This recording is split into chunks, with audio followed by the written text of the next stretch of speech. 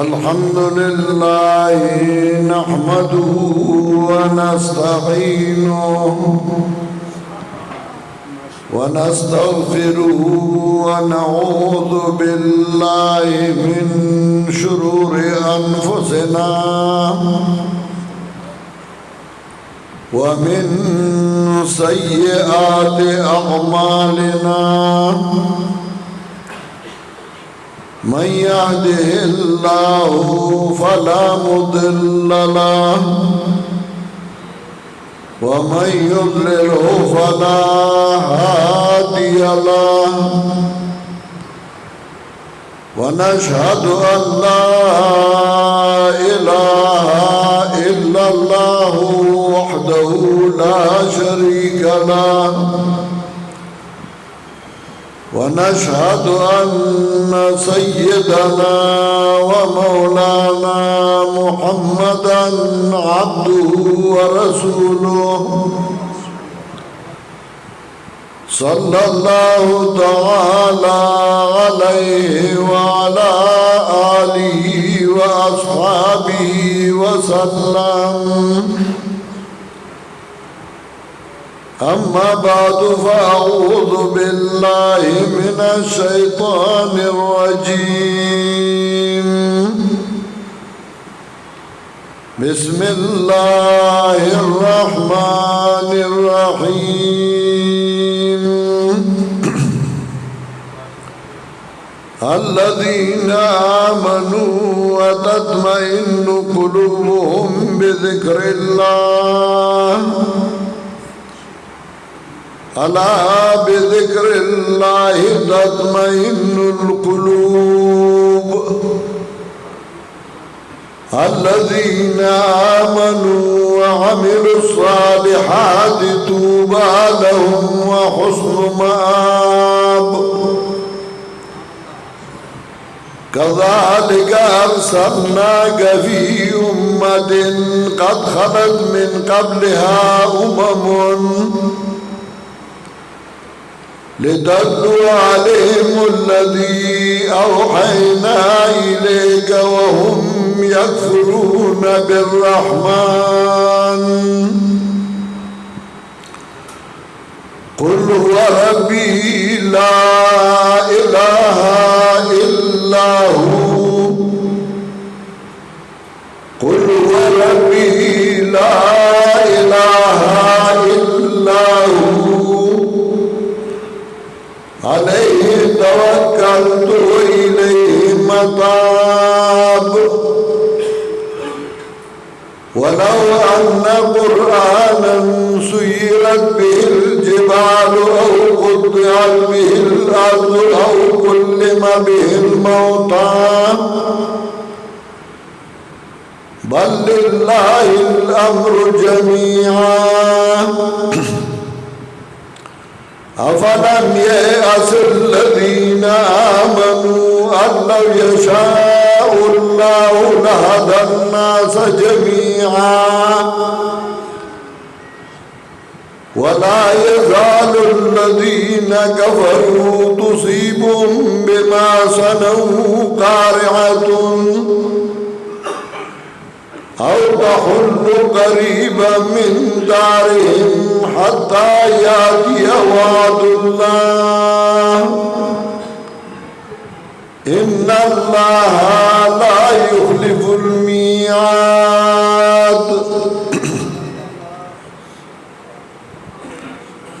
मेरे मोहतरम मुअज़्ज़ज़ साथियों भाइयों, आज मैं एक ऐसे इलाके में मौजूद हूँ जिसे मेरे मोहतरम उस्ताद हज़रत मौलाना काजी शमसुद्दीन रहमहुल्लाह का ताल्लुक था। ये मिट्टी, ये शहर और ये इलाका, इसके साथ मेरा एक पक्का निस्बत है। اور اسی نسبت کو مد نظر رکھتے ہوئے میں جب یہاں آ رہا تھا تو میرے دل میں ایک سکون اور ایک خوشی محسوس ہو رہی تھی کہ آج میں ایسے علاقے میں جا رہا ہوں جس میں حضرت قاضی شمس الدین رحمت اللہ تعالی علیہ جیسی شخصیت پیدا ہوئی تھی۔ پھر جب ادھر آیا مجھے پتہ لگا کہ ہاں مجھ سے پہلے علماء کرام نے خطباء نظام نے بہت کام کیا ہے توحید و سنت کا، اور ایک اور خوشی بھی محسوس ہوئی کہ میرے بھائی چھوٹے بھائی جنگ بہادر صاحب بھی ملے جو ہمارے گاؤں ہمیشہ آتے جاتے ہیں۔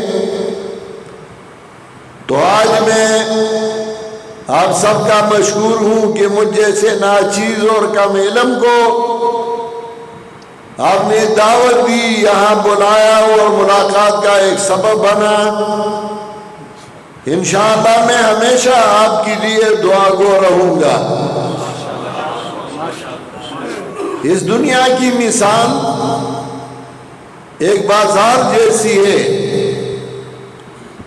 صبح جب دکانیں کھلتی ہیں ادھر ادھر سے آس پاس سے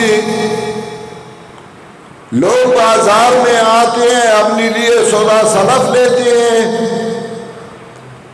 ایک ایک بندہ ایک ایک سائیڈ اور ایک ایک طرف سے آتا ہے۔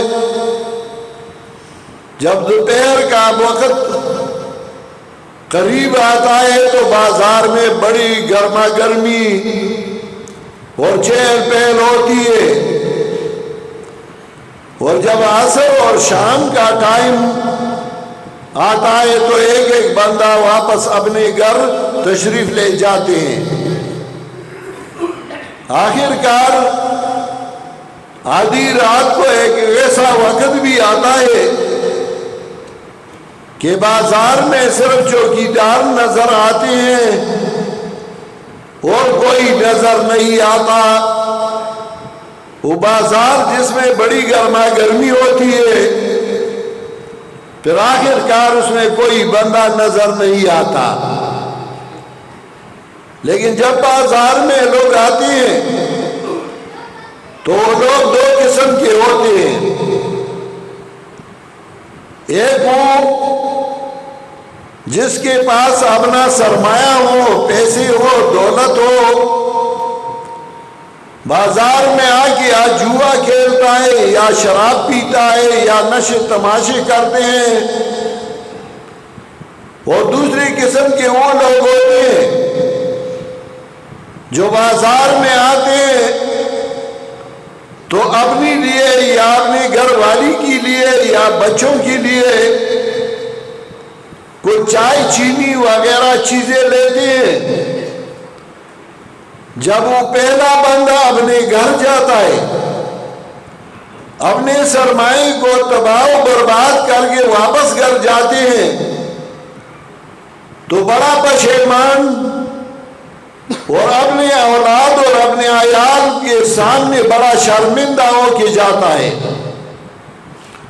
اور جب دوسرا بندہ جس نے اپنے سرمائے سے چائے چینی وغیرہ لی وہ جب اپنے گھر جاتا ہے تو بڑی خوشی محسوس کرتا ہے، ان کے بچی بھی ان کو انتظار میں اور ان کو خوش آمدید کہتے ہیں اور بچے اس کو گلے لگاتے ہیں، کیونکہ پہلے بندے نے اپنے سرمایہ ضائع کر دیا،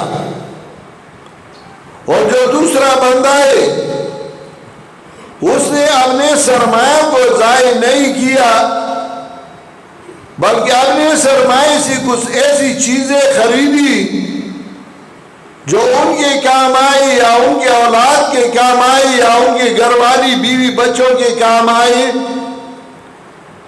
اسی طرح اس دنیا میں مختلف قسم کے لوگ آتے ہیں، کچھ ایسے لوگ ہیں جن کو اللہ تعالیٰ نے بہترین سرمایہ اور بہترین چیز دی، جس کا 1 منٹ اور 1 سیکنڈ ہزاروں نہیں، لاکھوں نہیں، کروڑوں نہیں، اربوں بھی نہیں ملتا۔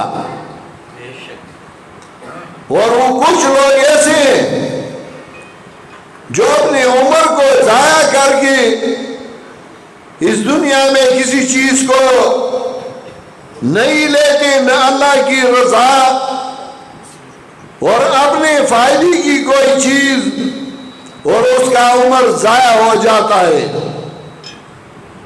عمر اور زندگی کی قیمت یہ بہت زیادہ ہے، اور اللہ کے ہاں اس کا بڑا احترام اور بڑا قدر ہے۔ آپ سب کو پتا ہوگا ایک بندہ بیمار ہے اور سخت بیمار ہے، لیکن جب وہ نماز پڑھتا ہے تو وہ جب دوپہر کا نماز پڑھتا ہے تو 4 رکعت فرض، عصر کا پڑھتا ہے تو 4 رکعت فرض، خواہ وہ کتنا بھی بیمار ہو۔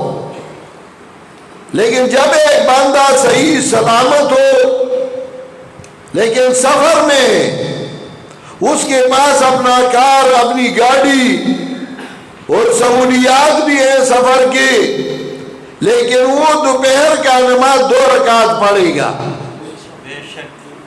یہ کیوں؟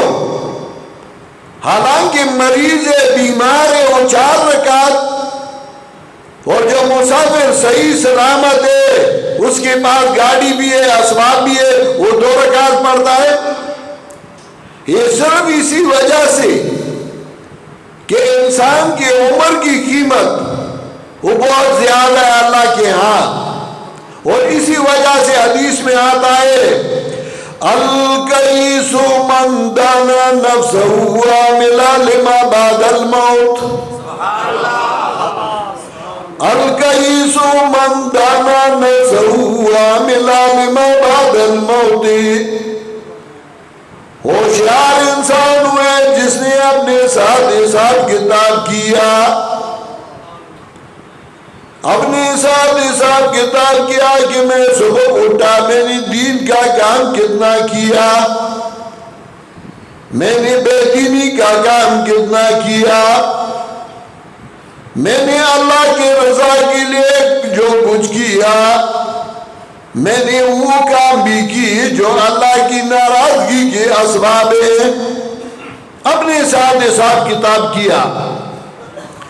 الکیس من دانا نفسہ وعمل لما بعد الموت، ہوشیار انسان ہوئے جس نے اپنے ساتھ حساب کتاب کیا اور اس زندگی کے لیے عمل کیا جو موت کے بعد ہے۔ موت کے بعد بھی زندگی ہے، لیکن زندگی انسان کے 5 قسم کی ہے۔ روح کا تعلق بدن کے ساتھ شرح عقیل الطاہیہ نے لکھا ہے 5 قسم کا ہے۔ آپ کے علاقے میں مسائل زیادہ لوگ چھیڑتے ہیں، کچھ حیاتی ہے، کچھ مماتی ہے۔ میں سیدھی سادھی بات کہتا ہوں آپ کو، کیونکہ میں ایک زمیندار مولوی ہوں۔ 5 قسم کی زندگی ہے۔ روح کا تعلق بدن کے ساتھ، ایک وہ جو جب انسان ماں کی پیٹ میں ہو، انسان ماں کی پیٹ میں تعلق روح بدن ہے، لیکن انسان کو کوئی دنیا کا پتہ نہیں لگتا۔ 6-7 مہینے ماں کے پیٹ میں انسان زندہ رہتا ہے۔ دوسرا تعلق ہے روح کا بدن کے ساتھ، جب انسان دنیا میں آئے اور مکلف بن جائے۔ تیسرا تعلق ہے روح کا بدن کے ساتھ حالت نوم میں، جب انسان سویا ہو، زندہ ہے لیکن اس کو کسی چیز کا پتہ نہیں ہوتا۔ اور چوتھی قسم کا تعلق ہے روح کا بدن کے ساتھ قبر میں، قبر میں اگر زندہ نہ ہو تو پھر اس کو راحت اور عذاب کیسے ملتا ہے؟ یہ صرف انبیاء علیہ السلام کی حیات نہیں، کچھ لوگ حیات الانبیاء مانتے ہیں، صرف ہم صرف حیات الانبیاء نہیں مانتے، ہم کہتے ہیں حیات انبیاء کی بھی ہے، حیات شہداء کی بھی ہے، حیات مسلمانوں کی بھی ہے اور حیات کفار کی بھی ہے۔ بے شک بے شک۔ اگر ان کی حیات نہ ہو تو پھر قبر میں عذاب کیسے دیا جاتا ہے؟ وہ بھی ایک قسم کا حیات ہے لیکن دنیا کے اعتبار سے مردے ہیں۔ جیسا کہ البدائع والصنائع میں احناف کی مشہور کتاب ہے البدائع والصنائع علامہ کاسانی کا، اس کے پہلے جلد کے آخری صفحہ پہ لکھتے ہیں فَأَمَّا فِي أَحْكَامِ الدُّنْيَا وَشَهِيدٌ مَيِّتٌ،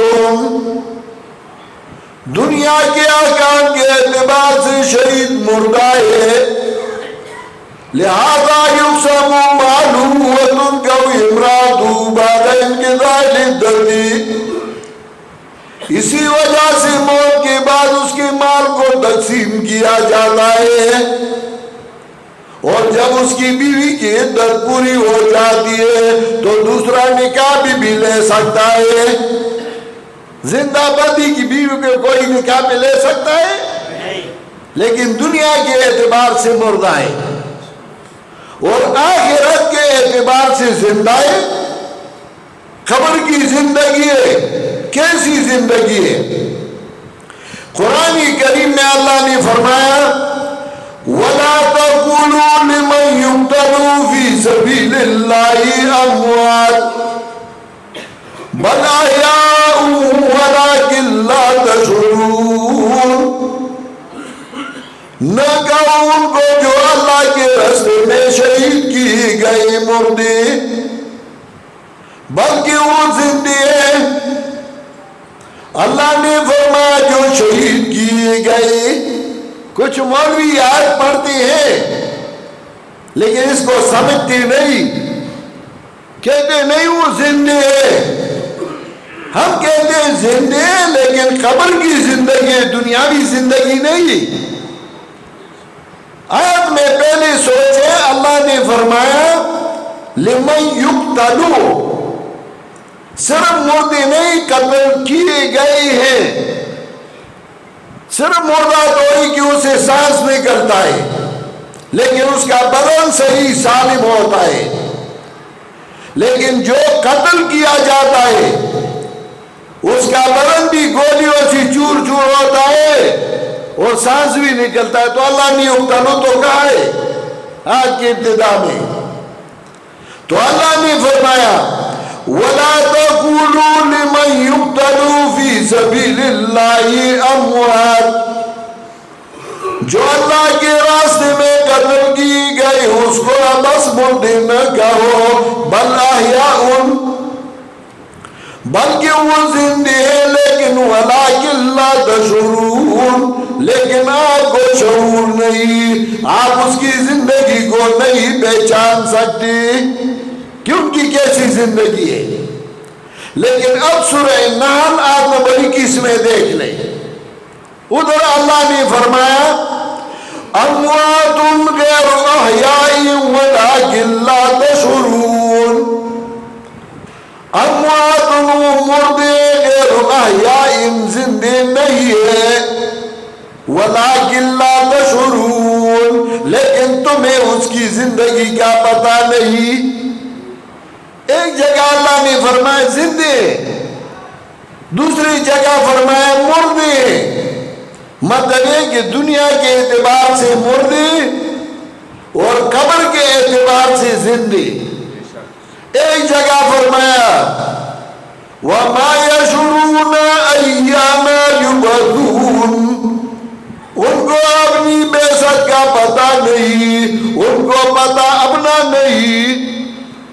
دوسری جگہ فرمایا وَلَكِنْ لَا تَشْعُرُونَ، لیکن تمہیں پتہ نہیں، نہ ان کو پتہ ہے میں تمہیں پتا ہے، تو اس میں چھیڑنے کی کیا ضرورت؟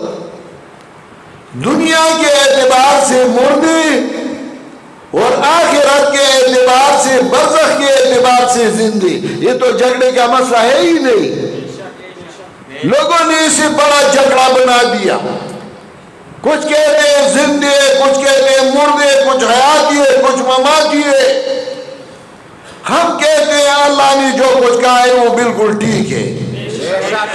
دنیا کے اعتبار سے مردے اور قبر کے اعتبار سے زندے، لیکن اللہ نے فرمایا تمہیں ان کی زندگی کا پتہ نہیں، اور ان کے بارے میں کہا کہ اونٹ کو بھی اپنی زندگی کا پتہ نہیں۔ اور اگر تم کہتے ہو کہ نہیں اللہ نے احیاء کہا ہے زندے، تو سورہ آل عمران میں اللہ نے فرمایا یرزقون فرحین بما آتاہم اللہ من فضلہ، ان کو رزق بھی دیا جاتا ہے اور خوشی بھی محسوس کرتے ہیں ان نعمتوں کی وجہ سے جو اللہ تعالیٰ نے انہیں دی ہے۔ اب دیکھیں کہ اللہ نے فرمایا ان کو رزق بھی دیا جاتا ہے۔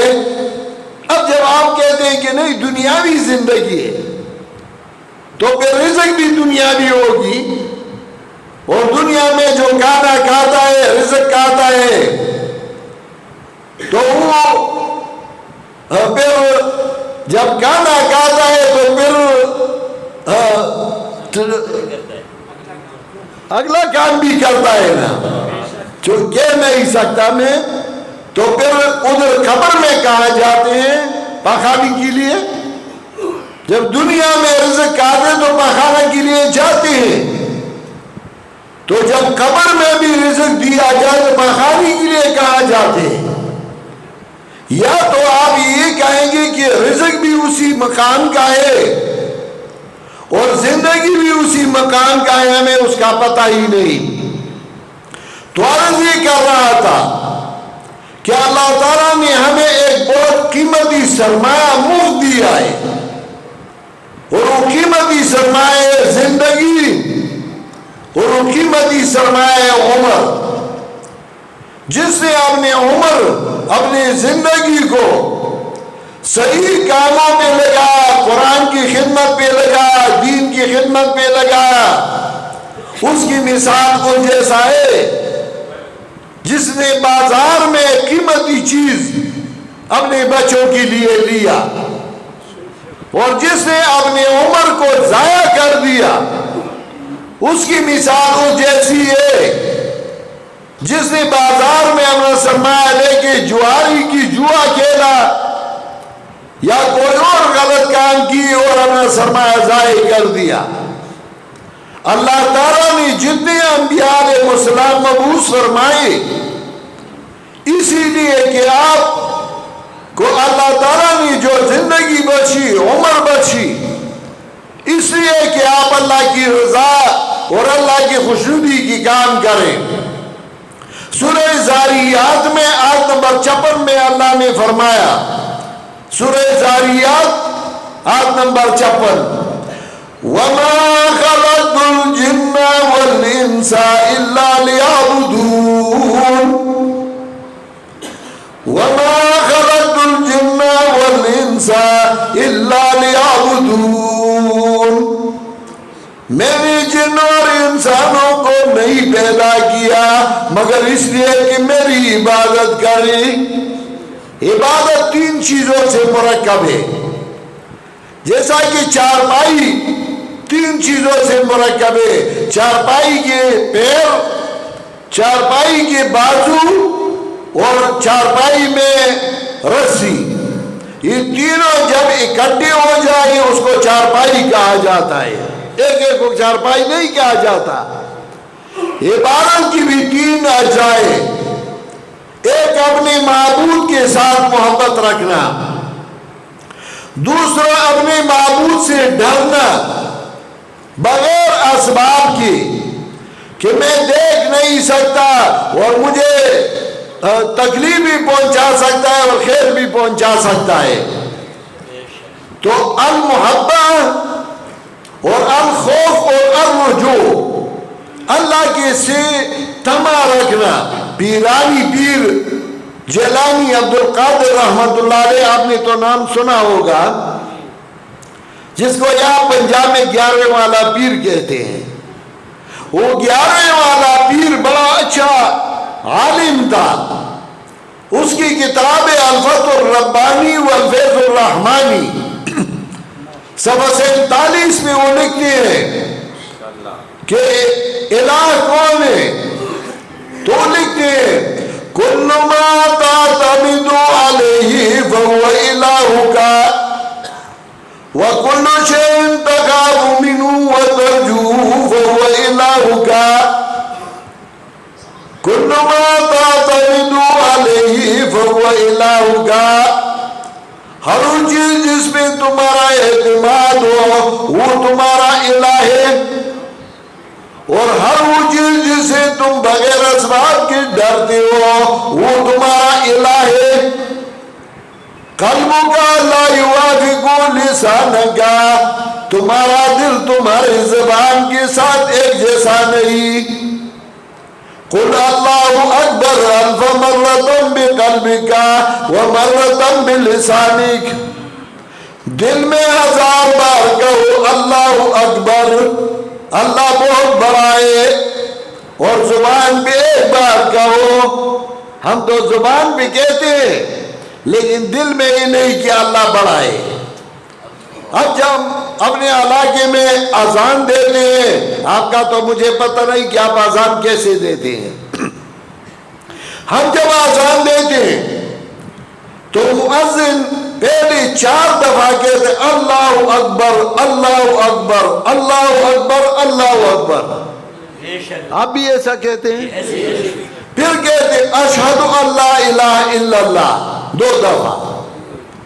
پھر کہتے ہیں اشہد ان محمد رسول اللہ 2 دفعہ. پھر کہتے ہیں حی علی الصلاۃ 2 دفعہ. پھر حی علی الفلاح 2 دفعہ، اور پھر 2 دفعہ اللہ اکبر اللہ اکبر. آخر میں کہتا ہے لا الہ الا اللہ. ہم آزان جب دیتے ہیں تو اس طریقے سے، آپ بھی اس طرح دیتے ہیں. لیکن مؤذن سے کبھی پوچھا ہے کہ اس کا معنی کیا ہے، اور یہ کیوں 4 دفعہ اللہ اکبر کہتے ہو؟ یہ 4 دفعہ اللہ اکبر اسی وجہ سے کہتا ہے کہ شرک کے 4 اقسام ہیں. پہلا یہ شرک فی العلم، کہ اللہ کے ساتھ کسی اور کو شریک ٹھہرائے علم میں، جیسا کہ اللہ تعالیٰ ہر چیز سے باخبر ہے، ہر چیز کا پتہ ہے اللہ تعالیٰ کو. اور اگر تم کہو گے کہ میرا پیر میرے حال سے باخبر ہے تو یہ آپ نے شرک فی العلم کیا کہ اللہ کے ساتھ علم میں کوئی شریک نہیں اور تم نے اللہ کا شریک ٹھہرایا. دوسرا ہے شرک فی تصرف. خوش آمدید. شرک فی تصرف، شرک فی تصرف یہ کہ نفع اور نقصان کا مالک صرف اللہ ہی ہے، بغیر اسباب ظاہریہ کے نفع اور نقصان پہنچانے والا صرف اللہ ہی ہے. اور کسی کا یہ عقیدہ بنے کہ میرا پیر یا بابا ولی مجھے نقصان پہنچا سکتا ہے، یہ ہے شرک فی تصرف. تیسرا ہے شرک فی دعا، کہ اللہ کے ساتھ پکارنے میں کسی اور کو شریک ٹھہرائے. آپ کو کوئی تکلیف پہنچے اور آپ اللہ کو پکارتے ہیں تو اگر کسی اور کو پکارے بغیر اسباب ظاہریہ کے کہ فلاں پیر میرا مدد کر، فلاں ولی میرا مدد کر، وہ موجود ہو تو ٹھیک ہے، موجود نہ ہو اس کو پکارتے ہو، اس کو کہتا ہے شرک فی دعا. اور چوتھا ہے شرک فی العبادت، کہ اللہ کے ساتھ عبادت میں کسی اور کو شریک ٹھہرانا.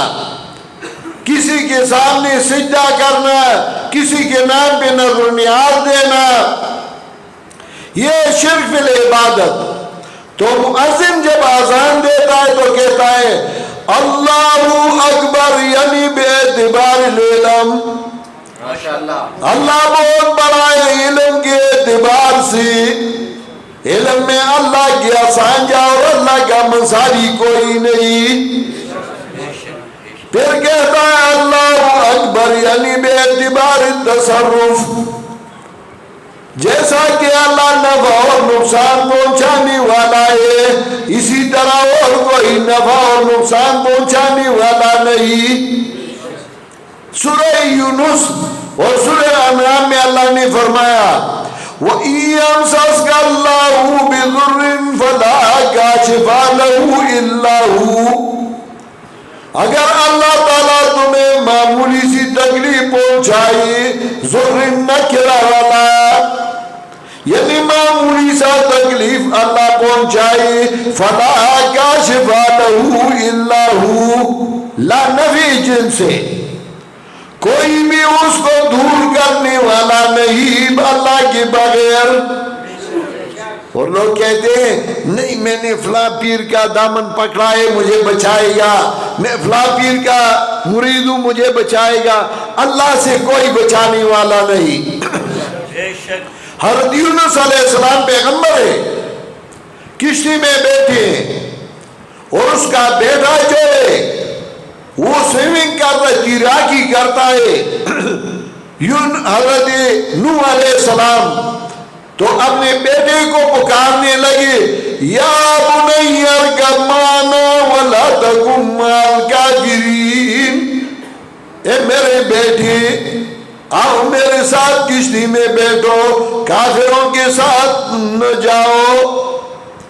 بیٹے نے کہا قال سآوی الی جبل یعصمنی من الماء، میں پہاڑ کو چڑھوں گا مجھے پانی سے بچائے گا۔ قال لا عاصم اليوم من امر اللہ الا من رحم، نوح علیہ السلام فرمانے لگے بیٹا آج کوئی بچانے والا نہیں اللہ کے بغیر، ہاں جس پہ اللہ رحم کرے۔ نوح علیہ السلام پیغمبر ہے لیکن اپنے بیٹے کو عذاب سے بچا نہیں سکتا۔ قرآن فرماتا ہے فَحَالَ بَيْنَهُمَا الْمَوْجُ فَكَانَ مِنَ الْمُغْرَقِينَ، دونوں کے درمیان، باپ اور بیٹے کے درمیان، باپ اور بیٹے کے درمیان چمپا آیا اور بیٹا غرق ہو گیا۔ نوح علیہ السلام اپنے بیٹی کو نہ بچا سکا تو کوئی پیر اور کوئی مولوی اور کوئی ملا اپنی بیٹی کو نہیں بچا سکتا۔ جب اللہ کا عذاب آئے تو 4 دفعہ مؤذن اللہ اکبر کہتا ہے، اسی وجہ سے کہ شرک کے 4 اقسام اس کی تردید ہو جائے۔ پھر اس کے بعد اشہد ان لا الہ الا اللہ، میں گواہی دیتا ہوں کہ اللہ کے بغیر کوئی حاجت پورا کرنے والا نہیں۔ جب عقیدہ ٹھیک ہوا اس کے بعد کہتا حی علی الصلاۃ، اب آؤ نماز پڑھو۔ جب عقیدہ شرکیہ ہو نماز قبول نہیں ہو سکتا۔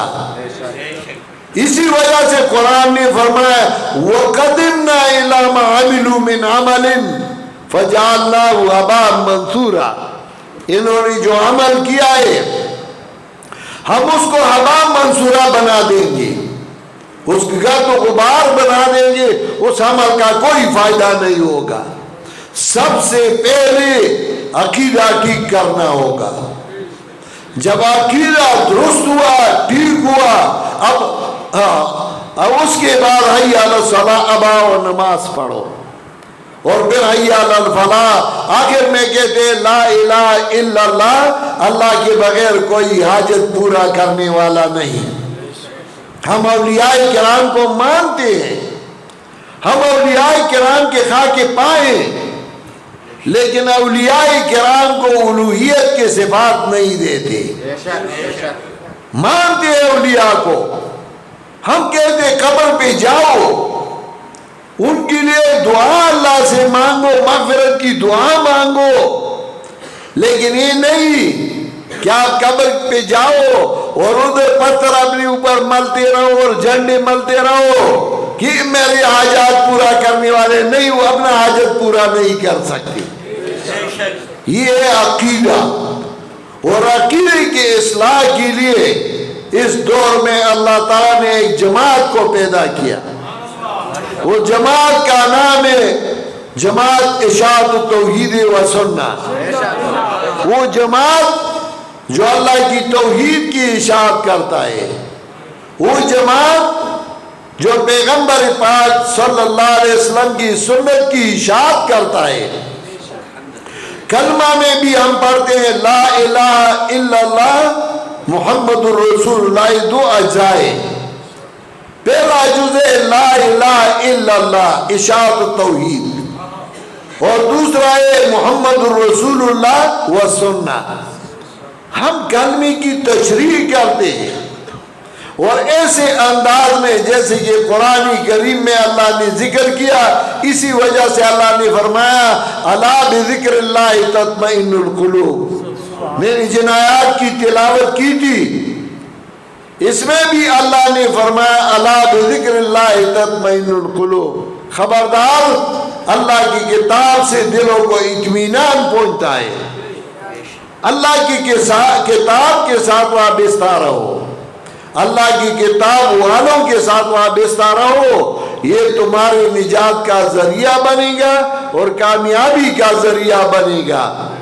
میں تو آپ کا زیادہ وقت نہیں لینا چاہتا، کیونکہ ہمارے محترم اور ہماری جماعت کا فخر حضرت مولانا علامہ عصمت اللہ خان صاحب بھی تشریف لا چکے ہیں، اور آپ کی زبان بھی جانتے ہیں، تو پنجابی ہے، پنجابی ٹیٹ بولتے ہیں، تو انشاءاللہ اپنی زبان میں نے تو ان کے لیے تمہید رکھا، اور وہ انشاءاللہ اسی مسئلے کو وضاحت کے ساتھ آپ کے سامنے بیان فرمائے گا۔ میں اللہ کے دربار میں دعا گو ہوں کہ جن ساتھیوں نے مجھے دعوت دی ادھر آنے کا، اور جنہوں نے پروگرام بنایا، جو ساتھی تشریف لائے، اللہ تعالیٰ ان کے عمر میں، ان کے علم میں، ان کی زندگی میں، کاروبار میں برکت عطا فرمائے، اور انشاءاللہ زندگیوں پھر بھی ملاقاتیں ہوتی رہیں گی۔ وآخر دعوانا ان الحمد للہ رب العالمین۔